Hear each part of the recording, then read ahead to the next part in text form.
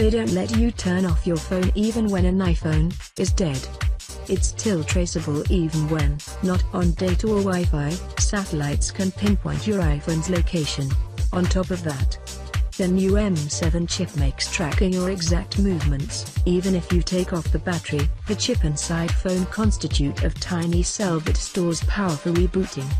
The wireless providers are the main culprits, but given the billions of dollars in business Apple does with companies like Sprint, AT&T, Verizon, the chances of Apple being in the loop are nearly 100%. They sell iPhones way above cost. IHS Incorporated reports that an iPhone costs $207 to manufacture. They sell them to wireless carriers for around $580, a $380 loss. So the providers are forced to make up the difference by raising rates on your text, calling and data, and charges heavily for overages. Even some experts suggest that Apple didn't really invented anything. 96% of their products came from outsourcing. Like A6 and A7 chips made by Samsung, EyeSight by Sony, flash memory by Toshiba, sensors by Xentech, gyroscope by French company and so on. A celebrated creative and inspirational genius, Apple co-founder Steve Jobs was uncompromisingly ruthless in his business and personal lives. In an early act of betrayal, Jobs ripped off his friend and co-founder Steve Wozniak by lying about a payment from Atari of $5,000. He gave him $350 instead of a 50-50 split. Later, after going public, he refused to give a stock to his friend and Apple employee Dan Koch in 2011. It was rumored to be revenge for his support of Jobs' ex-girlfriend in her refusal to get an abortion when pregnant with Jobs' first daughter.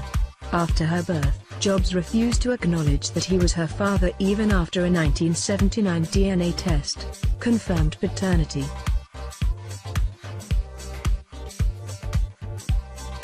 When working for Apple, you have to sign your life over. Company warns employees up front not to reveal any secrets and doesn't hesitate to fire anyone who breaks the rules. Steve Jobs kept the onus on individual employees to keep their mouths shut. Says one former employee, "You had to sign extra special agreements acknowledging that you were working on a super secret project and that you wouldn't talk about it to anyone, even not your wife, and not your kids." Moreover, in 2007, Steve wanted a glass screen for iPhone devices a few weeks before its launch. In order to get work done before deadline, the deal was sealed with Chinese company. 8,000 workers were roused from sleep, given a biscuit and tea, and they started fitting glass into 10,000 iPhone a day.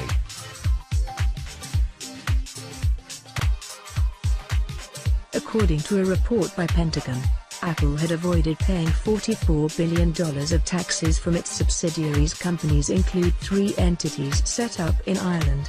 Apple transferred its intellectual property rights to these subsidiaries, allowing it to be managed in the US while avoiding US taxes. This made Apple to amass $165 billion of cash and marketable securities. When Jobs returned to Apple in 1997, he promptly cut all of the company's charitable programs.